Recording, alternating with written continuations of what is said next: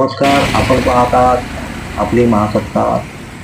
मालाड पूर्व विभागामध्ये जैन मंदिर रोड या ठिकाणी काही दिवसांपूर्वी रस्त्याच्या बाजूला खोदकाम केलेलं होतं आणि त्या खोदकामातून येणारी जी माती आणि दगड आणि रॅबिट हे संपूर्ण रोडच्या बाजूला ठेवण्यात आलेलं आहे आणि त्यामुळे वाहतुकीला फार मोठा अडथळा निर्माण झालेला आहे.